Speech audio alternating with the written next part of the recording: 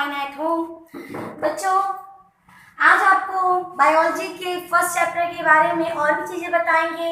अपने पहले वीडियो में हमने आपको सजीव निर्जीव के बीच अंतर स्पष्ट करना सिखाया था और भी बाकी चीज़ें बताई थी। उसके बाद से हम आपको बताएंगे जैव प्रक्रम के बारे में, या फिर ऐसे कहें कि आज हम चैप्टर स्टार्ट करते हैं। उस दिन हम लोगों ने इंट्रोडक्शन पढ़ा था, उस वीडियो में मैंने इंट्रोडक्शन बताया है। आज हम चैप्टर स्टार्ट करते हैं, तो शुरू से पढ़ते हैं कि चैप्टर क्लास 10 के लिए बायोलॉजी का फर्स्ट चैप्टर जैव प्रक्रम। बायोलॉजी का फर्स्ट चैप्टर है बच्चों जैव प्रक्रम, जिसे इंग्लिश में बोलते हैं लाइफ प्रोसेसेस।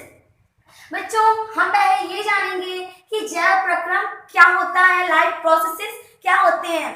तो लाइफ प्रोसेसेस नाम से लग रहा है कि लाइफ मतलब जीवन, प्रोसेसेस मतलब प्रक्रियाएं या फिर प्रक्रम, यानी ऐसी प्रक्रियाएं जिससे हमारा जीवन चल रहा है। तो जाहिर सी बात है, इसको सिंपली हम डिफाइन कर सकते हैं कि वह प्रक्रम जिससे हमारा जीवन चलता है वह जैव प्रक्रम कहलाता है, या फिर वह प्रक्रम जिससे हम जीवित रहते हैं, जो सजीवों के अंदर होती है, वह जैव प्रक्रम कहलाती है। और इसका सटीक डिफिनीशन हम बताते हैं बच्चों। वे प्रक्रम, इसका डिफिनीशन होगा, वे प्रक्रम जो संयुक्त रूप से शरीर के अनुरक्षण का कार्य करती हैं। आपके बुक के डिफिनीशन बताते हैं बच्चों, यहाँ लिख देते हैं, वे प्रक्रम जो संयुक्त रूप से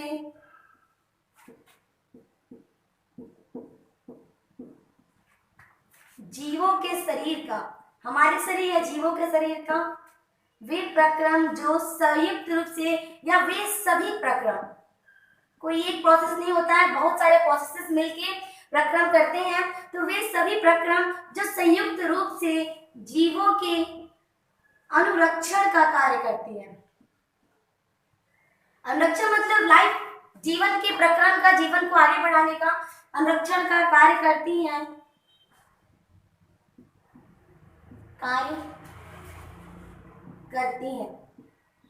करते हैं, जैव प्रक्रम कहलाते हैं। जैव प्रक्रम कहलाते हैं। तो बच्चों, हमने डिफाइन कर दिया, वे सभी प्रक्रम जो संयुक्त रूप से जीवों के अनुरक्षण का कार्य करते हैं जैव प्रक्रम कहलाते हैं। तो बच्चों, हम देखते हैं कि वो प्रक्रम कौन कौन से हैं, आखिर क्या प्रक्रम है, कौन कौन से प्रोसेसेस हैं जो जीवों के अनुरक्षण का कार्य करते हैं। तो सबसे पहले हम देखेंगे कि पोषण, सबसे पहला प्रक्रम है पोषण। बच्चों, आप 9th में पढ़े होंगे, 9th की चीजें आपको थोड़ा रिवाइज कराते हैं हम, कि 9th में आप पढ़े होंगे, 9th का फर्स्ट चैप्टर ही है आपका cell, the fundamental unit of life, जो जिसे कहते हैं जीवन की मौलिक इकाई। तो जीवन की मौलिक इकाई में आप पढ़ते हैं, हम आपको 9th की चीजें बताते हैं बच्चों। ये 9th को रिवाइज करते हैं हम। 9th में आपने पढ़ा है कि सेल मीन्स होता है कोशिका। कोशिका जो है जीवन की मौलिक इकाई होती है, यानी हमारा शरीर जो होता है कोशिका से ही मिलकर बना होता है। शरीर की जो यूनिट होती है वो कोशिका ही होती है। इसी सेल से टिश्यू बनते हैं, देन टिश्यू के बाद ऑर्गन बनता है। हम आपको सिंपली जल्दी बता देंगे, ऑर्गन से ऑर्गन सिस्टम बनता है, और कई सारे ऑर्गन सिस्टम मिलकर हमारी बॉडी को कंट्रोल करते हैं। तो जो ये ऑर्गन सिस्टम है, हम मेनली इस पे फोकस देंगे आज। तो जो ऑर्गन सिस्टम है, अंग तंत्र है, वे कई प्रकार के होते हैं, और इन्हीं सारे ऑर्गन सिस्टम से हमारी बॉडी कंट्रोल होती है। इन्हीं सारे अंग तंत्रों से हमारे जीवों का प्रक्रम चल रहा है। तो हम इसमें ऑर्गन सिस्टम को हमें पढ़ना है। तो हमारे शरीर में कई तरह के अंग तंत्र होते हैं, कुछ के नाम हम आपको बताएं।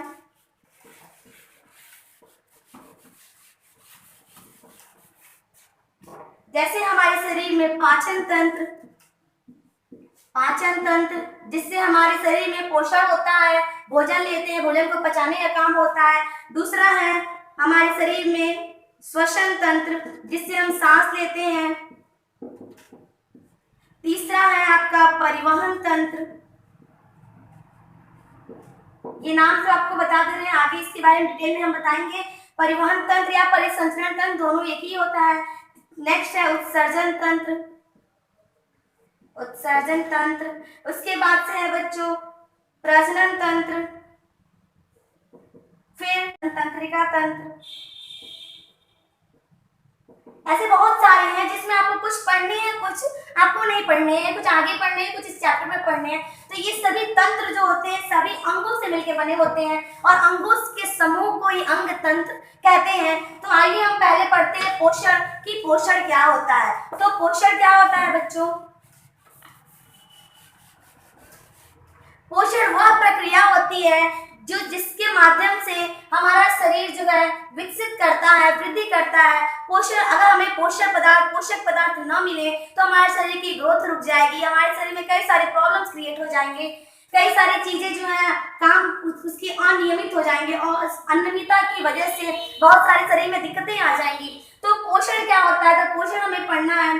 पोषण वह होता है जब हम प्रकृति से कोई भी पदार्थ भोजन के रूप में लेते हैं और भोजन को पचाकर जो बचा हुआ भोजन होता है वो हमारे शरीर के लिए जिस तरह यूटिलाइज किया जाता है, जिस तरह वह पचित पदार्थ हमारे शरीर के लिए उपयोग किया जाता है, वही प्रक्रिया पोषण कहलाती है। उपयोग करके जो उसका रिजल्ट आता है वही प्रक्रिया पोषण कहलाती है। तो इसके लिए हमें क्या पढ़ना होगा? पाचन तंत्र पढ़ना होगा। तो पाचन तंत्र आपको पूरी अच्छी तरह से डिस्क्राइब करेंगे, बट अभी नहीं, आपको बाद में डिस्क्राइब करेंगे। तो पोषण के लिए हमें पाचन तंत्र पढ़ना होगा। और क्या है? जैव प्रक्रम। दूसरा है श्वसन। हम आपको जैव प्रक्रम के नाम बता रहे हैं। तो पहला प्रक्रम है पोषण। पोषण प्रक्रम है जिसकी वजह से हमारे शरीर का जीवों के रक्षण का कार्य होता रहता है। दूसरा है श्वसन। श्वसन के माध्यम से भी हमारे जीवों के शरीर का प्रक्रम चलता रहता है। श्वसन क्या है? जिसके माध्यम से आप सांस लेते हैं। इसमें फेफड़े होते हैं, नाक अंग होता है, फेफड़े होते हैं और जो हमारी वायु नली होती है जो यहाँ से होके जाती है फेफड़ों तक, तो वो भी क्या होती है? इसमें सहायता करती है। तो श्वसन पढ़ना, इसके लिए हमें पढ़ना पड़ेगा श्वसन तंत्र। इसके लिए हमें क्या पढ़ना पड़ेगा? श्वसन तंत्र पढ़ना पड़ेगा। नेक्स्ट होता है आपका वहन। वहन यानी कि हमारे शरीर में जब कोई भी हम भोजन लेते हैं तो हमारे शरीर में हम मुख द्वारा लेते हैं। तो जैसे हमने कहा कि सर में दर्द है, हमने दवा ले लिया, तो जब हमने दवा लिया तो दवा तो पेट में गया, आमाशय में गया, फिर वो सर तक कहाँ से पहुंचा? तो वो जो दवा होती है वो पचकर ब्लड में जाती है और ब्लड एक माध्यम है जो उस दवा को सर तक ले जाता है, हमारे हेड तक ले जाता है। तो ये वहन है, जिसको परिवहन तंत्र भी बोलते हैं। इसको हम पढ़ेंगे परिसंचरण तंत्र में। इसके बारे में हम परिसंचरण तंत्र में पढ़ेंगे। नेक्स्ट है बच्चों आपका पोषण, श्वसन, वहन। उसके बाद है आपका उत्सर्जन। उत्सर्जन में क्या है बच्चों? मान लीजिए हमने भोजन लिया, श्वसन किया, वहन किया, तो सभी चीजें जो हम खाते हैं वो हमारे शरीर में कुछ चीजें पच जाती हैं, कुछ चीजें अपचित रहती हैं। तो जो अपचित रहती है वो हमारे शरीर के लिए हानि का कारण बनती है, हानिकारक होती है, तो उनको शरीर से बाहर निकालना अति आवश्यक होता है। तो वह उत्सर्जन के माध्यम से निकलती है और इसको हम पढ़ेंगे उत्सर्जन तंत्र में। उत्सर्जन तंत्र में इसको पढ़ेंगे। जब हमको ये सारी चीजें पढ़नी है तो पहले हम पढ़ते हैं पोषण के बारे में। तो सिंपली आपको पहले हल्का फुल्का समझा देते हैं कि पोषण क्या है। तो पोषण के लिए अगर हम पाचन तंत्र पढ़ते हैं तो पाचन तंत्र में क्या होता है आप जानते हैं कि ये माउथ है, हमने यहाँ फिगर ड्रॉ करके रखा है। आप देखिए इसमें कई सारे आपको सिस्टम दिखा सकते हैं। ये नोज है, नोज से जो भी लाइनिंग गई है यहाँ पे, ये नोज है, तो ये नोज जो है रिस्पायरेटरी का काम करेगी, रिस्पायरेशन का। रिस्पायरेशन मीन्स होता है बच्चों श्वसन, यानी यह श्वसन तंत्र में यह अंग सहायक होगा। ये और जो लंग्स होते हैं, फेफड़े, ये सहायक होंगे। देन ये माउथ है, ये माउथ, ये आपका माउथ है, ये स्टमक है, आमाशय है। तो ये सब मिलके पाचन तंत्र का निर्माण करेंगे। छोटी आंत, बड़ी आंत, ये किडनी है जो उत्सर्जन तंत्र का निर्माण करती है। और ये हृदय है, हृदय में कई सारे आर्टरी और वेन होते हैं, कई सारी शिराएं और धमनियां आके जुड़ती है, निकलती हैं। तो ये परिसंचरण तंत्र जिसको सर्कुलेटरी सिस्टम बोलते हैं, सर्कुलेटरी सिस्टम का निर्माण करती है। तो ये सारी चीजें आपको हम इसमें दिखा दिए हैं कि ये अंग जो होते हैं इसमें हेल्प करते हैं। तो आइए हम पहला पढ़ लेते हैं पोषण, बाकी सबको रब कर देते हैं हम।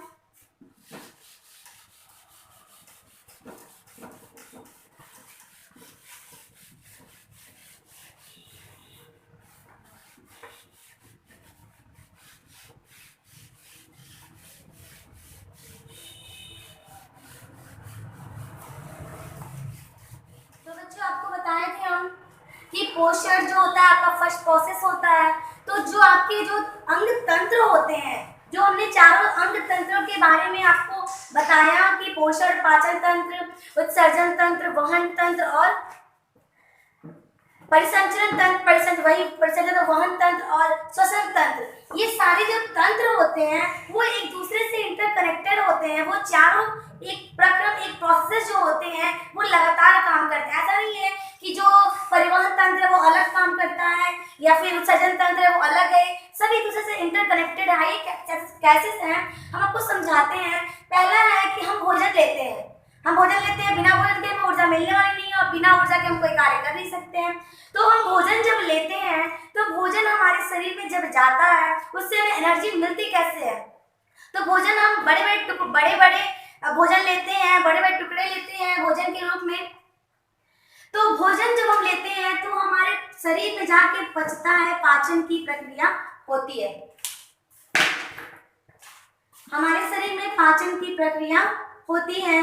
तो जब हमारा भोजन शरीर में जाके पचता है तो ये पाचन में हमारे शरीर में जो छोटी आंत होती है उसमें कुछ छोटी छोटी रसायनों जैसी संरचनाएं होती हैं। ये हम आपको आगे बताएंगे। कुछ ऐसी संरचनाएं होती हैं जिससे ब्लड वेसल्स, रक्त वाहिकाएं जुड़ी रहती हैं। इसमें ये जो पचे हुए भोजन होते हैं वो एब्जॉर्ब कर लिए जाते हैं, अवशोषित कर लिए जाते हैं। तब ये भोजन जो होता है हमारे शरीर में रक्त के माध्यम से, किसके माध्यम से? रक्त के माध्यम से। एक यही मीडियम है, एक ब्लड ही माध्यम है जिसके माध्यम से, जिसकी हेल्प से हमारे शरीर में हमारा पचित भोजन पूरे शरीर में अंग अंग तक फैलते रहता है। तो रक्त के माध्यम से जो बचा हुआ भोजन है वह पूरे शरीर में फैल जाएगा। तो जब शरीर में जाएगा पूरे शरीर यानी कि कोशिकाओं तक, सेल्स तक वह पहुंच जाएगा। तो सेल्स के अंदर जब वह भोजन कोशिकाओं के अंदर जाएगा तो कोशिकाओं के अंदर जो अंगक होते हैं, जो ऑर्गेनेल्स होते हैं, वो अंगक होते हैं, उसमें जाके यह भोजन टूटता है। और जब यह टूटता है तो एक प्रक्रिया होती है, बहुत ही महत्वपूर्ण प्रक्रिया होती है जिसे श्वसन कहते हैं। यानी पाचन से श्वसन, पाचन के बाद श्वसन की प्रक्रिया होती है। जब श्वसन होता है तो जो कई सारे ऑर्गेनेल्स, जैसे कि हम सिंपली कहें माइटोकॉन्ड्रिया में जो होता है, जो कार्बोहाइड्रेट होता है, कार्बोहाइड्रेट यानी कि सिंपली हम कहें ग्लूकोज, कार्बोहाइड्रेट यानी कि जो ग्लूकोज होता है वह जाके सेल में टूट जाता है। और जब टूटता है तो उसे O2 की आवश्यकता होती है। तो O2 जब इससे मिलकर टूटता है तो यह CO2 रिलीज करता है और वाटर का फॉर्मेशन करता है, प्लस कुछ एनर्जी निकलती है, एनर्जी रिलीज होती है जिसे श्वसन कहते हैं, श्वसन की प्रक्रिया कहते हैं। तो पाचन और श्वसन, और इसके पहले क्या हुआ? वहन, क्योंकि इस वहन के माध्यम से ही पचित भोजन जो है शरीर के कोने कोने तक गया और वहन के बाद श्वसन हुआ।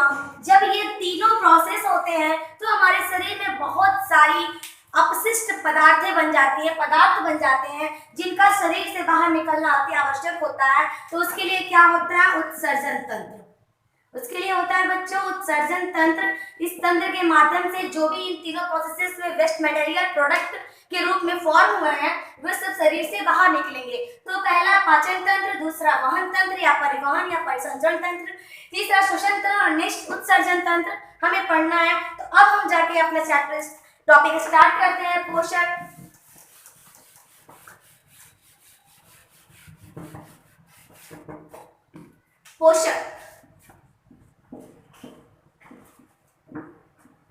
पोषण इसको इंग्लिश में बोलते हैं बच्चों न्यूट्रिशन। न्यूट्रिशन मतलब होता है पोषण। अगर हम पोषण को डिफाइन करें तो हम कह सकते हैं कि भोजन को लेना, भोजन को ग्रहण करना,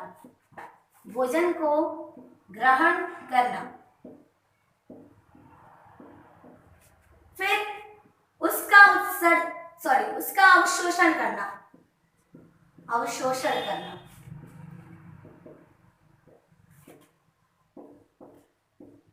या फिर भोजन को ग्रहण करना और उसका यानी कि पचे हुए पदार्थों का, पचे भोजन का अवशोषण करना और जो पचे हुए भोजन का अवशोषण करके उनको उपयोग में लाना।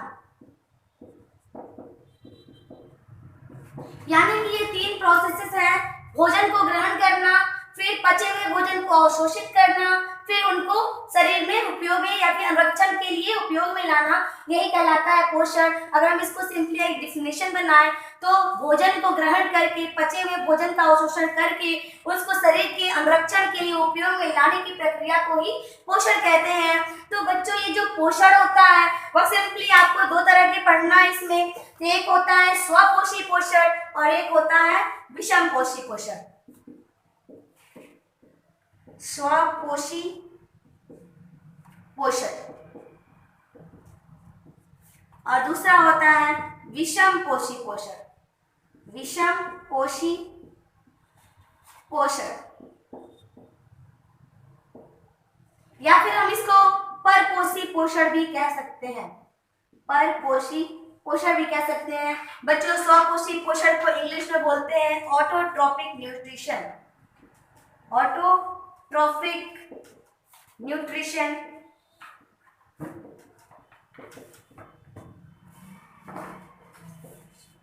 और विषमपोषी पोषण को हम बोल सकते हैं हेटेरोट्रोपिक न्यूट्रिशन। हेटेरोट्रोपिक न्यूट्रिशन। तो आइए हम देखते हैं कि स्वपोषी पोषण क्या होता है। स्वपोषी पोषण क्या होता है कि वह पोषण, अगर हम इसको 2 वर्ड में तोड़ दें, स्वपोषी, स्व मीन्स होता है अपना और पोषी मतलब पोषण, यानी कि अपना पोषण, यानी कि ऐसा पोषण जिसमें जीव, आप जानते हैं बच्चों जो भी प्रोसेसेस है वो सजीवों के अंदर ही हो रही हैं, तो हम इसमें निर्जीवों के बारे में पढ़ ही ले रहे हैं, तो जो भी चीजें हम पढ़ेंगे वो सजीवों के बारे में ही पढ़ेंगे। तो यहाँ पे जो भी जीव, जो भी सजीव अपना पोषण खुद करता है, या फिर हम कहें कि अपना भोजन खुद बनाता है। ऐसे हम कहें कि अपने घर में तो हम भी खाना बनाते हैं, हम भी चूल्हे पर अपना खाना पकाते हैं, चावल बनाते हैं, रोटी बनाते हैं, ऐसा नहीं होता है, वो पोषण नहीं होता है। इसका मतलब ये होता है कि प्रकृति से कच्चे पदार्थों को लेकर स्वयं अपने शरीर में पोषण करना, स्वयं अपने शरीर में भोजन का निर्माण करना, वह कहलाता है स्वपोषी पोषण। और आपका एग्जाम्पल आप इसका जानते हैं, प्लांट्स। बच्चों जो प्लांट्स होते हैं वो आप जानते हैं कि जो पौधे होते हैं, सिंपली अगर कोई पौधा है तो वह वातावरण से CO2 लेगा और पृथ्वी से यानी कि भूमि से, जो इसके नीचे भूमि है, जड़ जो होंगे, इसका H2O लेंगे। क्लोरोफिल इसमें है, ये आपको पता है। क्लोरोफिल एक वर्णक होता है जिसकी वजह से पौधों का रंग हरा होता है, पत्तियों का रंग हरा होता है। तो क्लोरोफिल और CO2 और H2O, इसके साथ ही सनलाइट, बिना सूर्य के प्रकाश में यह भोजन का निर्माण नहीं होगा। तो जब कोई भी पौधा, कोई भी पौधे जब वातावरण से CO2, जड़ों से जल, H2O और पेड़ पत्ती क्लोरोफिल का उपयोग करके सूर्य की उपस्थिति में अपना भोजन खुद बनाते हैं, तो वह पोषण स्वपोषी पोषण कहलाता है। और एज यू नो इस प्रोसेस को फोटोसिंथेसिस कहते हैं, प्रकाश संश्लेषण कहते हैं, जिसमें होता क्या है, जिसमें CO2 प्लस H2O जो सनलाइट के प्रेजेंस में क्लोरोफिल के द्वारा ग्लूकोज का फॉर्मेशन करते हैं और प्लस O2 रिलीज करते हैं। तो बच्चे ये हो गया फोटोसिंथेसिस का प्रोसेस, इसको कहते हैं प्रकाश संश्लेषण, फोटोसिंथेसिस। फोटोसिंथेसिस तो ये होता है स्वपोषी पोषण। इसका एक एग्जांपल हो गया प्लांट, इसका एग्जांपल लिख देते हैं बच्चों हम, प्लांट्स। और कुछ बैक्टीरिया जैसे होते हैं, कुछ ग्रीन बैक्टीरिया होते हैं जो यह पोषण करते हैं। तो प्लांट्स होते हैं, कुछ बैक्टीरिया स्वपोषी पोषण करते हैं। आइए हम आते हैं दूसरे पोषण पे, विषमपोषी पोषण, जिसको बोलते हैं हेटेरोट्रोपिक न्यूट्रिशन। हेटेरो मीन्स होता है दूसरा, दूसरे से, यानी विषम यानी किसी दूसरे से, या पर मतलब दूसरे से, किसी दूसरे से पोषण प्राप्त करना, किसी दूसरे जीवों से पोषण प्राप्त करना, तो ये परपोषी पोषण कहलाता है। पहले हम इसे रब कर देते हैं, देन आपको परपोषी पोषण के बारे में बताते हैं। तो बच्चों हमें पढ़ना है विषमपोषी पोषण। अभी तक हम पढ़ लिया हमने स्वपोषी पोषण, अब हम पढ़ते हैं विषमपोषी पोषण। विषमपोषी पोषण जो होता है, क्या होता है आपको बताएं कि ऐसा पोषण जो जिसमें जीव जो होते हैं वो स्वयं भोजन नहीं बनाते हैं, स्वयं के भोजन के लिए दूसरे जीवों पर निर्भर रहते हैं, यानी कि हम सिंपली कह सकते हैं कि दूसरे जीवों से अपना पोषण प्राप्त करते हैं। वे कहलाते हैं विषम पोषी पोषण, वह पोषण विषम पोषी पोषण कहलाता है, और वे जीव विषम पोषी जीव कहलाते हैं। ऐसे हेटेरोट्रॉपिक न्यूट्रिशन, और जो जीव होते हैं वो हेटेरोट्रॉपिक जीव या फिर हेटेरोट्रॉपिक एनिमल कहे जाते हैं। ये जो विषम पोषी पोषण होता है बच्चों, वह 3 प्रकार का होता है। कैसे 3 प्रकार का होता है देखते हैं। विषम पोषी पोषण में पहला होता है आपका प्राणी सम पोषक, प्राणी सम पोषण, प्राणी सम पोषण, जिसे इंग्लिश में बच्चों होलोजोइक बोलते हैं, होलोजोइक न्यूट्रिशन, होलोजोइक न्यूट्रिशन। इसमें क्या होता है बच्चों, पहले हम नाम लिख देते हैं तीनों का। दूसरा होता है वह होता है मृतजीवी पोषण, मृतजीवी पोषण, जिसे इंग्लिश में बोलते हैं सैप्रोफिटिक न्यूट्रिशन, सैप्रोफिटिक न्यूट्रिशन। तीसरा होता है परपोषी पोषण, परपोषी पोषण, जिसे बोलते हैं पैरासिटिक, पैरासिटिक न्यूट्रिशन। तो बच्चों इसमें हम पढ़ते हैं प्राणी संपोषण में, पहला प्राणी संपोषण पढ़ते हैं होलोजोइक। ये नाम से ही लग रहा है प्राणी सम, यानी ऐसा पोषण जो प्राणी के समान होता है, जैसे कि जो मनुष्यों में होते हैं उस तरह का पोषण इसमें होता है। तो ऐसे पोषण में होलोजोइक में, यानी कि होलो मतलब समान, जोइक मतलब प्राणियों के समान होता है, ऐसे पोषण जो दूसरे जंतुओं पर निर्भर करते हैं, और इसका एक जैसे कि विषम पोषण में हमने पढ़ा कि वो दूसरे पर निर्भर करते हैं, तो ये भी दूसरों पर निर्भर करते हैं। लेकिन इसमें होता क्या है कि ये पोषण में सभी पदार्थों को अंतर्ग्रहण करते हैं। अंतर्ग्रहण मतलब कि जैसे प्राणियों में आपको हम आगे पोषण बताएंगे तो पूरा डिटेल से बताएंगे, पहले थोड़ा हल्का फुल्का बता दें जो इसमें यूज होने वाला है। पहले हम किसी भोजन को लेते हैं तो क्या करते हैं, उससे पहले इंजेस्ट करते हैं, इंजेक्शन मतलब अंतर्ग्रहण करते हैं, उसे खाते हैं, फिर वह छोटे छोटे टुकड़ों में टूटता है और उसका पाचन होता है, तब अवशोषण होता है, तब उस शरीर द्वारा प्रयोग किया जाता है और बाद में फिर उसका उत्सर्जन हो जाता है, तो ये हमारा पाचन होता है। तो उसी प्रकार से ये भी होता है, यानी कि ये पहले भोजन को अंतर्ग्रहण करते हैं। कैसा भी भोजन होता है अगर इनके खाने योग्य है तो वो उससे पहले अंतर्ग्रहण करेंगे, तब उसके बाद से छोटे छोटे टुकड़ों में तोड़ेंगे और उसके बाद उसका उपयोग करेंगे। उसके जैसे कि प्राणी संपोषण में कुछ एग्जाम्पल आ जाएंगे आपके, कुछ एग्जाम्पल ऐसे होंगे जैसे कि बच्चों हो गया एनिमल, कोई भी एनिमल हो गया या फिर ह्यूमन हम लोग अगर खुद को ले लें तो हम लोग कोई भी चीज को पहले खाते हैं उसको पूरा लेते हैं। इसका मतलब ये नहीं कि जैसे हम सिंपली कहें कि हमने आम खाया तो हमने पूरा आम का पेड़ खा लिया, या फिर हमने चिकन खाया तो पूरा मुर्गा ऐसे खा लिया, ऐसा कुछ नहीं होता है। कहने का मतलब ये है कि जो भी पार्ट खाने एडिबल होते हैं, खाने योग्य होते हैं, हम उससे पूरा ग्रहण करते हैं और उसके बाद से हमारा शरीर उसे अवशोषित करता है, काटना अवशोषित करता है और उसका प्रयोग करता है। तो ये होलोजोइक न्यूट्रिशन हो गया।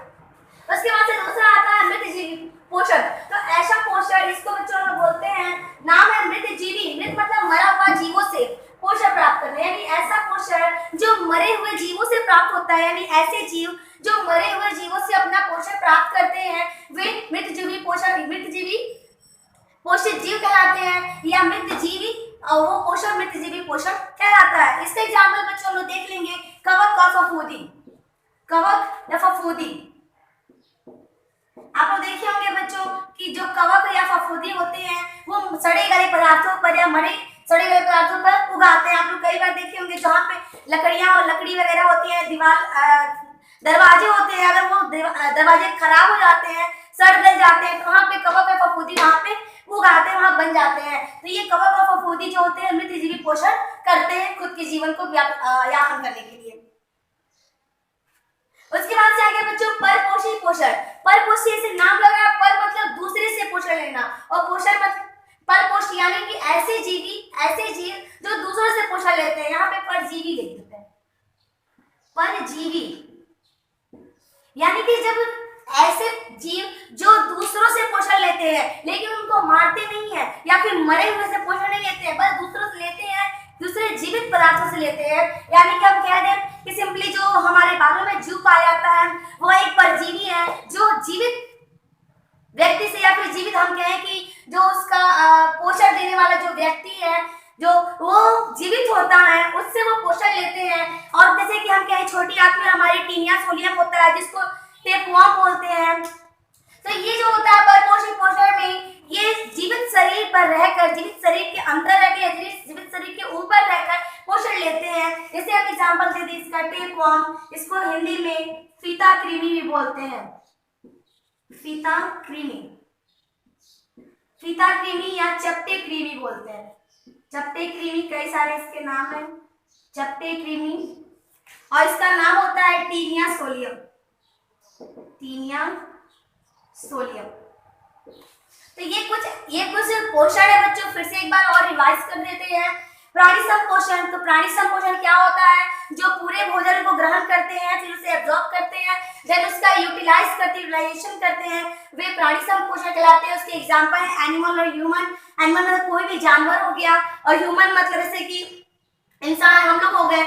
मृतजीवी पोषण यानी कि कोई भी ऐसा पोषण जो सड़े गले पदार्थों या मृत जीवों पर से पोषण प्राप्त हो वे मृतजीवी पोषण कहलाते हैं। और परजीवी पोषण मतलब कि ऐसा पोषण जो जीवित व्यक्ति या जीवित जंतुओं के ऊपर रहकर या अंदर रहकर उससे पोषण प्राप्त करते हैं। एग्जाम्पल जू हो गए जो सर में पाए जाते हैं, जू, लाइस, और दूसरा हो गया टेपवर्म। तो बच्चों ये परजीवी पोषण जो होता है दो तरह का होता है। कुछ जीव जो होते हैं वो शरीर के ऊपर भी रह सकते हैं और कुछ जीव जो है शरीर के अंदर भी रह सकते हैं। तो शरीर के ऊपर जो रहते हैं ये दो प्रकार से, अगर हम इसको कहें तो ये परजीवी पोषण जो होता है दो प्रकार से हो सकता है।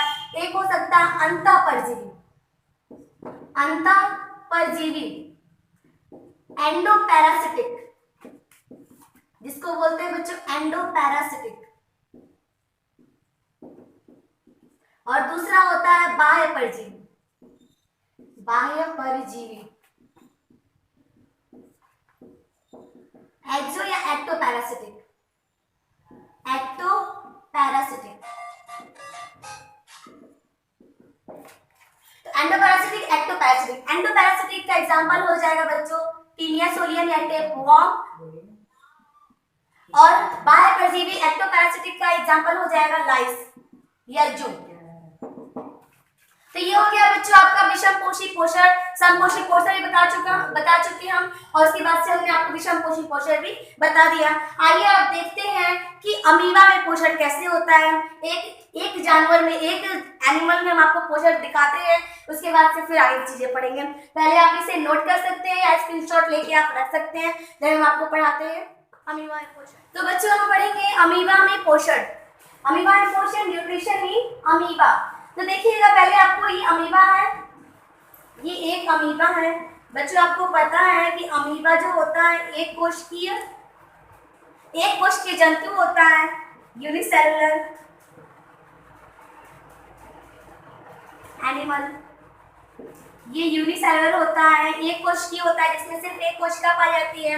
ये कोशिका का केंद्रक है और ये इसका जीव द्रव्य है। तो ये केंद्रक और ये जीव द्रव और ये पूरा अमीबा है, पूरा अमीबा का शरीर है। तो अमीबा कैसे भोजन करता है, अपना पोषण कैसे लेता है? तो मान लीजिए यहाँ एक खाद्य कण है, ये खाद्य कण को अमीबा को लेना है, तो ये कैसे लेगा? तो देखिए दूसरे प्रोसेस में हमने समझाया, ये प्रोसेस पहला था, मान लीजिए हमने कह दिया पहला प्रोसेस है, ये दूसरा प्रोसेस है, ये तीसरा प्रोसेस है। तो दूसरे प्रोसेस में जब हमारे देखा हमने कि खाद्य कण को जो है अमीबा जो है इंगल्फ कर रहा है, इंगल्फ मतलब निगल रहा है। कैसे निकल रहा है? तो ये पादाब के माध्यम से, इसमें जो ये स्ट्रक्चर होता है या फिर हम कहें कि कोई भी ये स्ट्रक्चर होता है, ये पादाब होता है या कूटपाद होता है। तो पादाब या कूटपाद, इसको स्यूडोपोडिया कहते हैं। ये क्या करता है, इसका क्या काम होता है? तो ये स्यूडोपोडिया के दो काम होते हैं, हम कहें पादाब के दो काम होते हैं। एक जो होता है लोकोमोशन, क्योंकि आपको पता है कि यह जो एनिमल है वो चलनशील होता है, मोटाइल होता है। तो लोकोमोशन यानी कि गति में एक स्थान से दूसरे स्थान में जाने में सहायता करता है। और दूसरा जो होता है भोजन को ग्रहण करने या क्या पोषण के लिए, भोजन के ग्रहण में, यानी कि भोजन को ग्रहण करने में और लोकोमोशन, एक स्थान से दूसरे स्थान तक जाने के लिए ये पदार्थ जो होता है सहायक होते हैं। तो यहाँ भोजन को क्या करना, अमीबा को लेना है, पोषण करना है। तो ये भोजन को पादाप के माध्यम से लेता है। जब ये इसको अंदर लेता है तो यहाँ एक रिक्तिका बन जाती है, एक रिक्तिका यानी कि वैक्यूल बन जाता है, जिसे खाद्य रिक्तिका कहते हैं। इसको फूड वैक्यूल कहते हैं, फूड वैक्यूल, खाद्य रिक्तिका कहते हैं। और तब ये जो होता है अमीबा, ये रिक्तिका के माध्यम से शरीर के अंदर चला जाता है और इसका पोषण होता है। जब इस शरीर के अंदर जाता है, इसकी आगे चीजें आपको बताते हैं। जब इस शरीर के अंदर जाता है भोजन, तो वो भोजन जो होता है साइटोप्लाज्म में, क्योंकि आपको यहाँ बताया ये जीव द्रव्य है, एक कोशिका ही होती है पूरा शरीर, तो कोशिका के अंदर केंद्रक और जीव द्रव्य है। जीव द्रव्य बाकी ऑर्गेनल्स को हमने नहीं दिखाया क्योंकि बस इसी की जरूरत थी। तो जब ये अंदर जाता है तो साइटोप्लाज्म में चारों तरफ घूमता है, जहां जहां इसको जरूरत होती है, और साइटोप्लाज्म में सारी चीजें पच जाती हैं जो अपचित पदार्थ होते हैं। देन अगेन वह इसी माध्यम से, जिस तरह वो अंदर आए, वह उसी माध्यम से अपचित पदार्थ शरीर से बाहर चले जाते हैं, और इस प्रकार होता है अमीबा का पोषण। आप तो बच्चों हमने देखा अमीबा में पोषण कैसे होता है। उसके बाद से हम देखते हैं, अगर हम कहें लिखें कैसे अमीबा में पोषण, तो कैसे लिख सकते हैं। देखिएगा हम यहाँ लिख रहे हैं अमीबा में पोषण, अमीबा में पोषण। यहाँ हम लिख सकते हैं कि अमीबा में क्या हुआ, पहले कूटपाद द्वारा क्या हुआ, भोजन को पकड़ा, भोजन को उसने ग्रहण किया, यानी भोजन का ग्रहण हुआ, उसने भोजन का ग्रहण, भोजन को ग्रहण किया। उसके बाद से क्या हुआ बच्चों, कभी भी जब भोजन का पाचन या ग्रहण होता है, ग्रहण के बाद वो पाचन की प्रक्रिया होने लगती है। तो जब पाचन में क्या होता है, पाचन क्या होता है, तो हम इसको छोटी भाषा में डिफाइन कर सकते हैं, छोटे लाइन में, कि जो भी हम कभी भी भोजन में, जैसे हमने खाना खाया, दाल चावल रोटी सब्जी ऐसे हमने खा लिया, तो हमारे ब्लड में वो दाल चावल सब्जी रोटी नहीं जाती है। उसमें जो इंग्रेडिएंट्स होते हैं, उसमें जो कंटेंट होते हैं जो हमारे शरीर के जरूरी है, जैसे कि कार्बोहाइड्रेट, प्रोटीन, वसा, वो विटामिन, मिनरल्स, वो सारी चीजें हमारे ब्लड में जाती हैं। तो वो सारी चीजें पाचन प्रक्रिया द्वारा वो तब्दील की जाती है, बदली जाती हैं। तो पाचन क्या होता है, तो हम कहें कि जटिल यौगिकों को या जटिल पदार्थों को सरल पदार्थों में बदलने की प्रक्रिया को सरल पदार्थ, तो जटिल पदार्थों को सरल पदार्थों में बदलने की प्रक्रिया को पाचन कहते हैं। तो जब जटिल पदार्थ कोई होता है, जब वो सरल पदार्थ में बदल जाता है, कन्वर्ट होता है, तो उसमें कुछ उत्प्रेरक काम करते हैं। उत्प्रेरक यानी कि एटलीस्ट, या फिर हम कहें कि एंजाइम जो है काम करते हैं। एंजाइम या वीकर उत्प्रेरक काम करते हैं, जटिल पदार्थों को सरल पदार्थों में बदल देते हैं, कन्वर्ट कर देते हैं। तो जब उत्पाद वाला भोजन का ग्रहण हुआ, और भोजन का ग्रहण होने के बाद क्या हुआ, पाचन हुआ। तो पाचन में क्या हुआ, जटिल पदार्थ सरल पदार्थ में टूट गए, यानी कि जटिल पदार्थ थे, यहाँ फिर हम इसको यहाँ लिख देते हैं कि जटिल पदार्थ जो होते हैं वो सरल पदार्थों में टूट जाते हैं। जब जटिल पदार्थ सरल पदार्थ में टूट जाते हैं, पाचन हो जाता है, तो जो पचे हुए भोजन होते हैं, जो सरल पदार्थ होते हैं, जो पचे हुए भोजन होते हैं, ये दो तरह के होंगे, एक जो होंगे पचे हुए भोजन होंगे और एक अपचे भोजन होंगे। तो जो पचे भोजन होंगे वो चले जाएंगे जीव द्रव्य में, साइटोप्लाज्म में, और उसका उपयोग हो जाएगा। और जो अपचे भोजन होंगे वो अगेन कूटपादों द्वारा शरीर से बाहर निकल जाएंगे। तो हम ऐसे दिखा सकते हैं कि कूटपाद द्वारा भोजन का ग्रहण हुआ, फिर उसके बाद पाचन हुआ, पाचन में जटिल पदार्थ सरल पदार्थ में उत्प्रेरक या एंजाइम की माध्यम से मदद से टूट गए, और पचे हुए भोजन जीव द्रव्य में चले गए, और इसका उपयोग शरीर की वृद्धि के लिए हो गया, और जो अपचे पदार्थ है वो कूटपादों द्वारा शरीर से बाहर चले गए। तो ये हो गया अमीबा का पोषण। आइए बच्चों एक और यूनिसेलुलर एनिमल का, एक कोशिकीय जंतु का पोषण देख लेते हैं, जिसका नाम है पैरामीशियम। हमने अभी अमीबा में पोषण देखा, अब हम देखते हैं पैरामीशियम में पोषण। पैरामीशियम बच्चों, आपने पैरामीशियम का नाम सुना होगा, जिसे बोलते हैं इसका आकार चप्पल के आकार का होता है। पैरामीशियम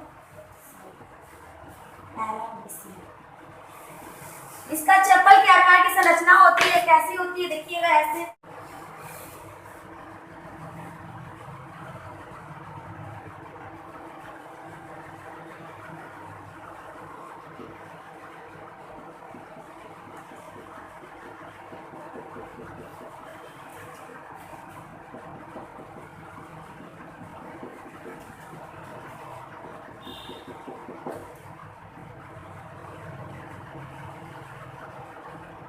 बच्चों ये संरचना पैरामीशियम की और ये सारे साइटोप्लाज्म है।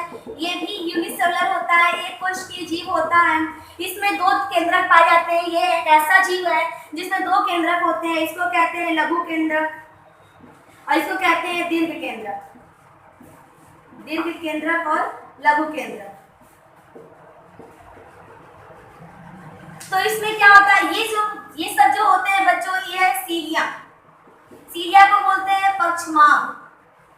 पक्षमाभ जिस तरह अमीबा में स्यूडोपोडिया लोकोमोशन में और भोजन को ग्रहण करने में सहायता करता है, उसी तरह पैरामीशियम में सीलिया यानी कि पक्षमाभ जो होता है भोजन को पकड़ने में और भोजन को शरीर में लाने में सहायता करता है या फिर एक जगह से दूसरी जगह जाने में सहायता करता है। तो सेम प्रोसेस इसमें भी होता है, बस उसमें स्यूडोपोडिया द्वारा होता है, पादाप या कूटपाद द्वारा होता है। और इसमें जो लोकोमोशन या गति या भोजन को पकड़ने की जो प्रक्रिया होती है वो पक्षमाभ द्वारा होता है। बाकी सारे प्रोसेस वही होते हैं बच्चों। अब हम पढ़ते हैं आगे की चीजें।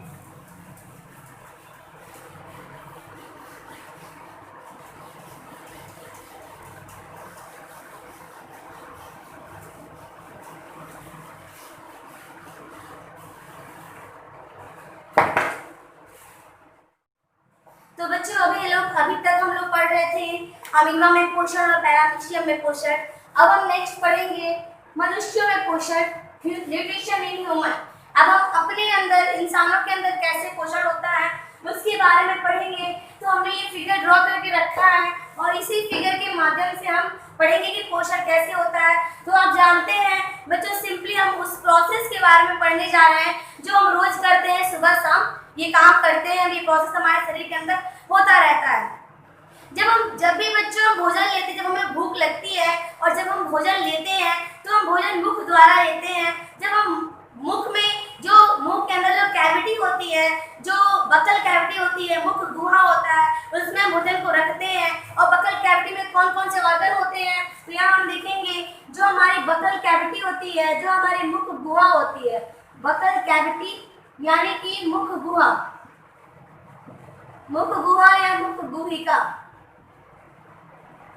जो होती है, उसमें कौन कौन से ऑर्गन होते हैं। टंग होता है, जीभ होती है और टीथ होते हैं, दांत होते हैं, यानी दांत और जीभ होते हैं हमारी मुख गुहिका में। जब भी भोजन हम मुख में के द्वारा मुख गुहिका में ले जाते हैं बच्चों, जब भी हम भोजन को मुख में रखते हैं, भोजन का पाचन की क्रिया वहीं से शुरू हो जाती है। कैसे? तो भोजन जो होता है हम बड़े बड़े टुकड़ों के रूप में लेते हैं। भोजन को बड़े बड़े टुकड़ों के रूप में जब भी लेते हैं तो वह भोजन को इस ग्रसनी, आप देख रहे हैं कितनी छोटी सी, ऐसी नहीं होती है, इसी तरह की एक छोटी पतली सी नली होती है जो यहाँ से गले से होकर पेट तक, आमाशय तक जाती है। तो यहाँ जब भी भोजन को लेते हैं तो जो हमारे दांत है वो दांत भोजन के टुकड़ों को काट के, पीस के, चबा के छोटे छोटे कणों में परिवर्तित कर देते हैं। और जब ये क्रिया होती रहती है उसी समय हमारे मुख में 3 जोड़ी लाल ग्रंथियां पाई जाती हैं जिसको सैलिवरी ग्लैंड्स बोलते हैं। सैलिवरी ग्लैंड्स जिसको बोलते हैं लाल ग्रंथियां।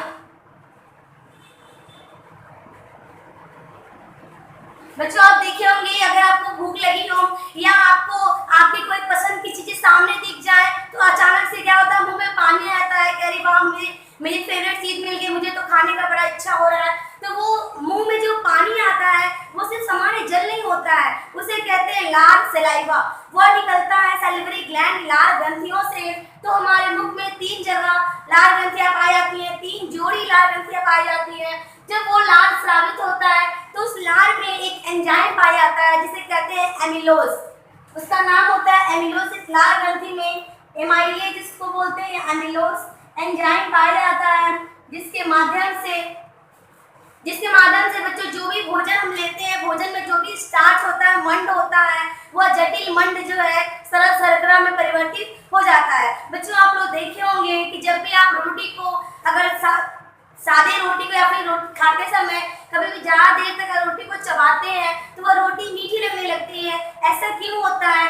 क्योंकि जब भी हम रोटी को मुंह में लेते हैं और चबाते हैं तो लाल ग्रंथियों में से एमाइलेज एंजाइम, एमिलोस एंजाइम जो है बीकर जो है निकलता है और वह रोटी के टुकड़ों में मिल जाता है और रोटी के टुकड़ों में मंड पाया जाता है और वह मंड को शर्करा में परिवर्तित कर देता है। और शर्करा मतलब कार्बोहाइड्रेट, चीनी, इसलिए आपको वह रोटी मीठी लगने लगती है। देन बच्चों आगे चीजें बताएं कि जो ये लार होता है वो भोजन को मिक्स करने के काम आता है, भोजन को गीला बनाता है ताकि वो आसानी से और प्रोसेस में और मुख द्वारा ग्रसनी में जा सके। तो ये जो जीभ होती है बच्चों, देखिए जीवा यहाँ दिखाए है, टंग, तो ये जो टंग होती है जब भोजन में लार मिल जाता है और छोटे छोटे टुकड़े में वो हो जाता है, गीला हो जाता है, तो भोजन को मिलाने का काम हमारी ये जीवा करती है। उसके बाद से क्या होता है बच्चों, जब भोजन छोटे छोटे टुकड़ों में टूट जाता है और उसमें अच्छी तरह से लार मिल जाते हैं और मंड शर्करा में परिवर्तित हो जाते हैं, उसके बाद से वह भोजन एक गुलिका के रूप में, यानी कि ऐसे सिंपली और भोजन डायरेक्ट आ नहीं सकता है, छोटे छोटे गोल गोल पिंडों के आकार में वह मुख से नीचे आता है। तो जो ये मुख गुहिका है उसके बाद आता है ग्रसनी या ग्रास नली। इसको बच्चों, इस नली को ग्रास नली कहते हैं, ग्रसनी कहते हैं, इसोफेगस। तो ये भोजन जो है अब गोल गोल पिंडिका के माध्यम से धीरे धीरे जो है नीचे आएगा और ये नीचे भी अपने मन से ही आता है बच्चों। एक प्रोसेस होता है, एक गति होती है जिसको बोलते हैं क्रमानुकुंचन गति। क्रमानुकुंचन गति,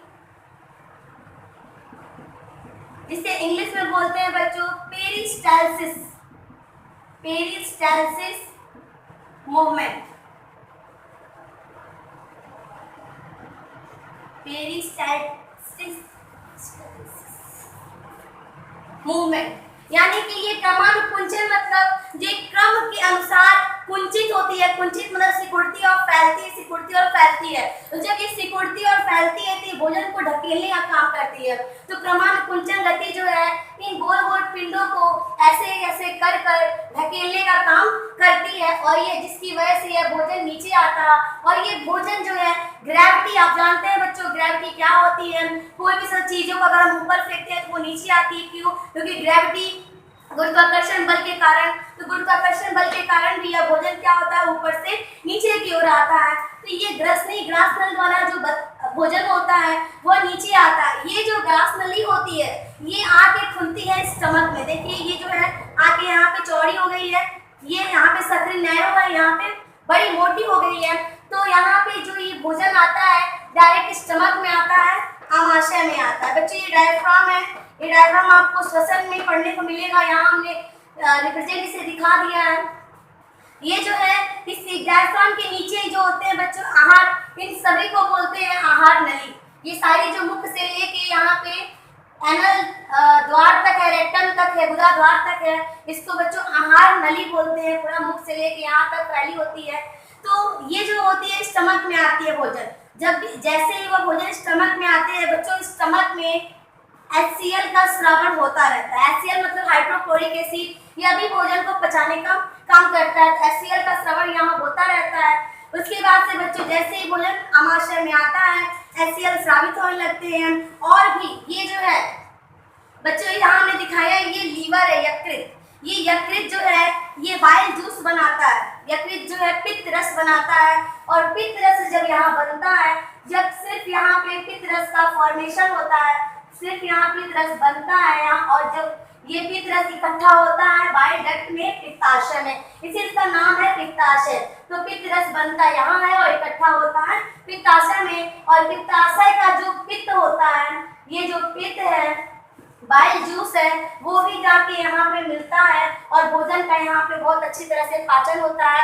भोजन जो होता है अलग अलग कण जो होते हैं, अलग अलग चीजों से, प्रोटीन हो गया, कार्बोहाइड्रेट हो गया, वसा हो गया, ये सब अलग अलग टुकड़ों में टूटने लगते हैं। तब भोजन जो होता है, इसके बाद से भोजन यहाँ गुजरता है। बच्चों यहाँ पे थोड़ी एक मजेदार बात आपको बताएं HCl के बारे में। जब जैसे कि HCl अक्सर लोगों को सुनने में आता है कि ये गैस बन गया है। तो यहाँ हम इसको बता देते हैं कि इसकी वजह से होता है। ऐसा होता है कि जब यहाँ पे जब भोजन आता है तो HCl भोजन को रिकवर करता है, HCl स्रावित होकर भोजन को पचाने का काम करता है। लेकिन जब कभी भोजन पेट में नहीं रहता है और कभी HCl स्रावित होने लगता है तो यही HCl जो चूंकि एसिड है, जब एसिड की मात्रा बढ़ जाती है तो एसिडिटी होने लगती है। ये HCl की मात्रा बढ़ जाने से एसिडिटी का कारण बनता है।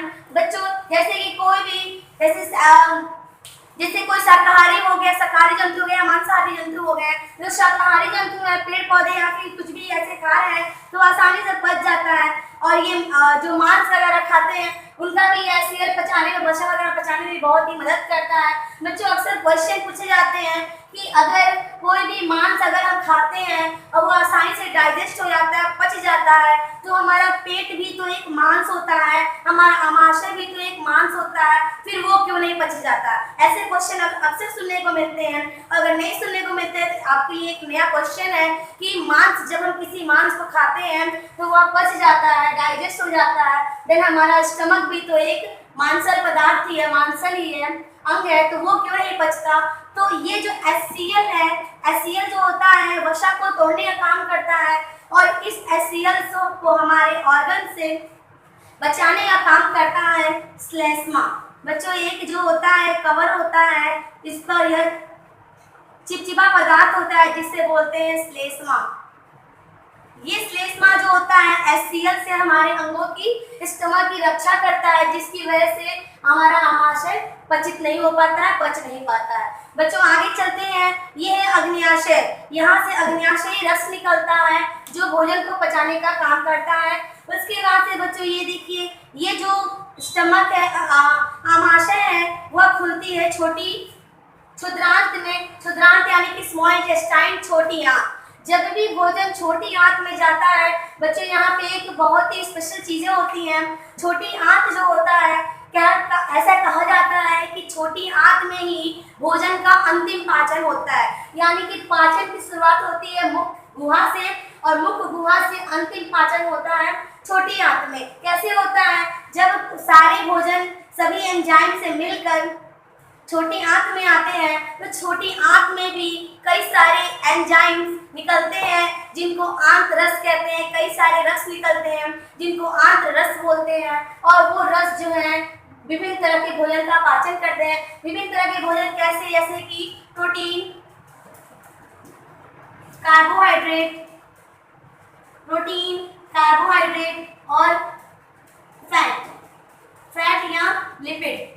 लिपिड मतलब होता है बच्चों वसा, यानी प्रोटीन, कार्बोहाइड्रेट और वसा। तो जो आंत रस होता है, जो इसमें आंत रस पाया जाता है, इसमें बच्चों आंत रस पाया जाता है। ये आंत रस जो होता है प्रोटीन को एमिनो एसिड में तोड़ देता है, क्योंकि प्रोटीन जो होता है एमिनो एसिड का बहुलक होता है, एमिनो एसिड से बनकर मिलकर बना होता है। एमिनो एसिड इसका एकलक होता है और प्रोटीन इसका बहुलक होता है। कार्बोहाइड्रेट जो होता है वह मिलकर बना होता है ग्लूकोज में टूट जाता है। और जो फैट या लिपिड होता है वह टूट जाता है बच्चों फैटी एसिड और ग्लिसरॉल में टूट जाता है। तो ये जो है बच्चों, प्रोटीन टूट गया एमिनो एसिड में, कार्बोहाइड्रेट टूट गया ग्लूकोज में, और फैट या लिपिड या वसा टूट गया फैटी एसिड और ग्लिसरॉल में। ये सभी जो होते हैं, ये सभी हम कहें जटिल अणु है और यह सरल अणु में टूट गए। तो आखिरी यहाँ पे सभी पाचन हो जाता है। सभी जो भोजन होते हैं जो हम इनडायरेक्टली माउथ के द्वारा लेते हैं वो डायरेक्टली यहाँ पे पच जाते हैं। और जब भोजन यहाँ पच जाता है, अब पचने को कुछ नहीं है, सभी पदार्थ जो होते हैं जिस रूप में हमें चाहिए उस रूप में मिल गए हैं। तो छोटी आंत में छोटे छोटे, मान लीजिए हमने छोटी आंत है, कितना बड़ा यहाँ पे बड़ा सा करके दिखाया है यहाँ पे, अगर तो छोटी आंत में ऐसे छोटी छोटी उंगली के समान कुछ संरचनाएं होती है। ऐसे छोटी छोटी उंगलियों के समान संरचनाएं होती हैं जिसे बोलते हैं रसांकुर या इसे विलायक बोलते हैं। विलाई बोलते हैं। ये रसांकुर है। रसांकुर में बच्चों, रसांकुर में के अंदर ये रक्त नलिकाएं होती हैं, विभिन्न तरह की रक्त नलिकाएं होती हैं। जब भी भोजन यहाँ पच जाता है छोटी आंत में, जो इसकी उंगली के समान संरचनाएं होती हैं, उसमें पचित भोजन एब्जॉर्ब कर लिया जाता है, अवशोषित कर लिया जाता है, और वो अवशोषित करके ब्लड में चला जाता है, और ब्लड के माध्यम से हमारे पूरे शरीर में, पूरे शरीर को, पूरे अंगों तक, कोशिकाओं तक पहुंच जाते हैं। अब जब ये भोजन, पचे हुए भोजन हमारे ब्लड में चले गए, तो आगे आता है बड़ी आंत। तो अब ये हो गया कि सब सारे भोजन छोटी आंत में हो पच जाते हैं, पाचन की क्रिया छोटी आंत तक खत्म हो जाती है। तो बड़ी आंत का क्या होता है, देन होता ये है बच्चों कि पचा हुआ भोजन चला गया छोटी आंत के रसांकुर के माध्यम से शरीर के सभी अंगों तक, और जब जो अपचित भोजन होता है वह आता है बड़ी आंत में, यानी छोटी आंत का द्वार खुलता है बड़ी आंत में। ये देखिए छोटी आंत जो है यहाँ पे बड़ी आंत में खुल रही है, तो बड़ी आंत में आता है। बड़ी आंत में सिर्फ एक काम होता है, वाटर का एब्जॉर्प्शन, यानी कि छोटी आंत में सभी चीजें पचित हो जाती हैं, लेकिन जो जल का अवशोषण होता है वह बड़ी आंत में होता है। यहाँ होता है बच्चों जल का अवशोषण, बड़ी आंत में होता है जल का अवशोषण, और जो भी अगर एक्स्ट्रा जल होता है हमारे शरीर में, जो ज़्यादा पानी होता है वह यहाँ पे अवशोषित कर लिया जाता है, ताकि शरीर में जल की कमी ना हो। और उसके बाद से ये देखिए यहाँ पे जो होता है बड़ी आंत जो है सीधे खुलती है गुदा द्वार, मल द्वार, जिसको बोलते हैं एनस। ये बच्चों एनस में खुलती है, और यहाँ से जो भी अपचित पदार्थ होते हैं वह शरीर से, जो अपशिष्ट पदार्थ होते हैं वो शरीर से बाहर चले जाते हैं। तो ये हुआ बच्चों पूरा मनुष्यों में पोषण। एक बार और रिवाइज कर देते हैं आपको कि जब हम भोजन मुख से लेते हैं तो मुख में जीवा जो है, मुख में जाते ही दांत उसे पीसने का काम करते हैं, लाल रस जो उसे गीला करने का काम करते हैं, और उसे जीवा जो है उसमें सब जो हमारी जीभ होती है, मांसल होता है, वह उसे मिलाने का काम करती है। उसके बाद जब भोजन अच्छे से पीस जाता है, कट जाता है, तो ये भोजन जो है गुलिका के रूप में ग्रास नली या ग्रसनी के द्वारा स्टमक में आता है। ग्रसनी में क्रमानुकुंचन गति होती है, जिसकी वजह से वह धीरे धीरे क्रमानुकुंचित होकर, सिकुड़ कर, फैल कर वो नीचे स्टमक में आता है। स्टमक में जैसे ही भोजन आता है HCl सिक्रीट होता है, HCl का स्रवण होता है, HCl जो है भोजन का पाचन करता है। उसके बाद से भोजन जाता है छोटी आंत में। छोटी आंत में सारे पचित भोजन जो होते हैं वह ब्लड वेसल्स में, रक्त वाहिकाओं में चले जाते हैं, और उसके बाद से जो ये अपचित भोजन होता है वह बड़ी आंत में आता है, और बड़ी आंत में जल का अवशोषण होता है, और जो अपचित पदार्थ होता है वह गुदा द्वारा, एनस द्वारा शरीर से बाहर चला जाता है। ये होता है मनुष्यों में पोषण।